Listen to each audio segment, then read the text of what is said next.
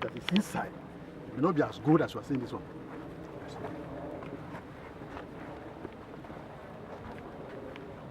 This is the content. Second of our materials, short, medium, staple length. If you look at it, if you're able to go inside, this one is looking much better. But let's move to the next one. Let's move to the next one. This one of the hybrids.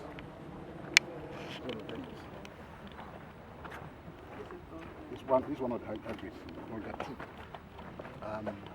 The other one too is one of the hybrids. Now, if you want to look at it very critically between these two and any of those two, then you discover that the growing pattern is slightly different. The number of branches here is different. The plants here are stouter, and the fruiting pattern here is more profuse here than our own Institute Bread and Reduced Material to producing currently in Nigeria. If you take, for example, what we refer to as a sympodial branch, that is the branch that produces the fruiting point. It has more fruiting point on this hybrid compared to our own.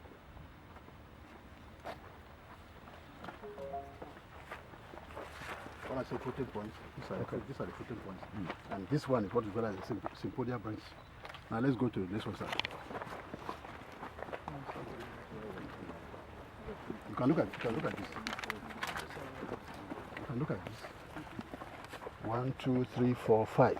This is just one single sympodial branch. There are so many of them. There are so many. This is just one branch. Look at another one there.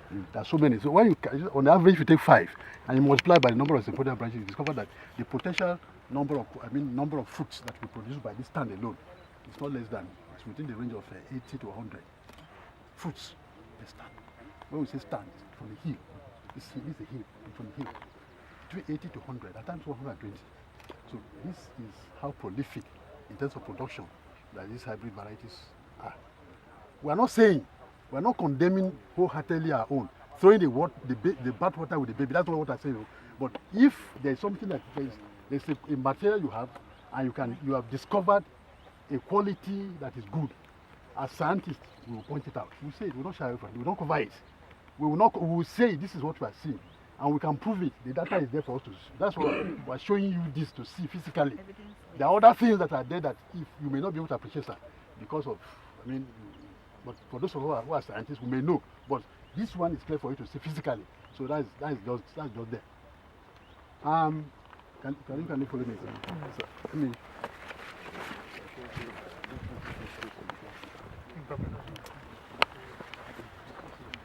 So, So, this is one of the major challenges we have in cotton production in Nigeria. One of our major biotic challenges. Farmers are crying and crying.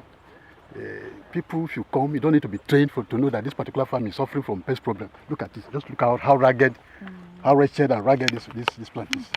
Now we discovered that because of this challenge and this problem, the quantity of carbohydrate that should have been transferred to the fruiting points are already dissipated through the leaves. The leaves are not even there to produce the carbohydrate. So at the end of the day, the size of the ball and the leaf that we produce is small. And that's if you are lucky that they are retained. The normal reaction of the plant is that because they are subjected to this problem, what they will do for survival is to drop. They will drop the fruiting point. Just drop it for survival, they will drop. And any fruiting body dropped, that's a loss to the farmer. And it's a loss to the economy. And if you do some calculation, you can quantify the amount of potential loss in length, quantity of length per unit area per annum that this particular insect will cost. So that is the situation as it is today. I just want one more observation to add to what Prof was saying. This is a control plot against bollworm and other insects. Next to it is an uncontrolled strip for other insects excluding bollworm.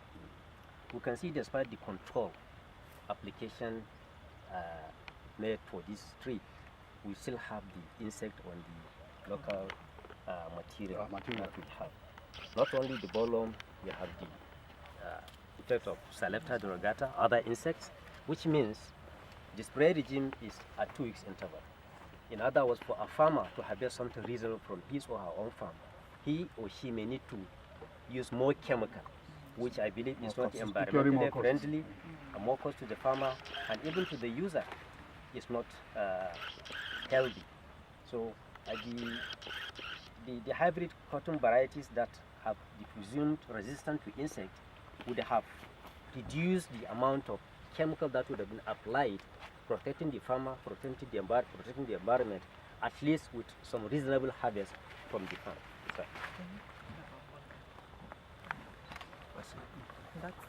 that's the trait in the Bulgard, the trait in the Bulgard which is resistant to the lepidopteran insects. So that's exactly, if you look at what we have in the local one, it's been eaten by the bollworms, and that reduces, you know, the yield. Unlike the Bulgard, it is not eaten by the insects. So the balls are intact, they have more balls, and then the balls are not eaten by the insects. So these are very clear differences we're trying to look at in this trials. Don't know what the Bulgard is. Yeah, Honorable Minister, I want MyEco to introduce themselves, what they do, the company in India. One more question, do you irrigate here? No, just So when did you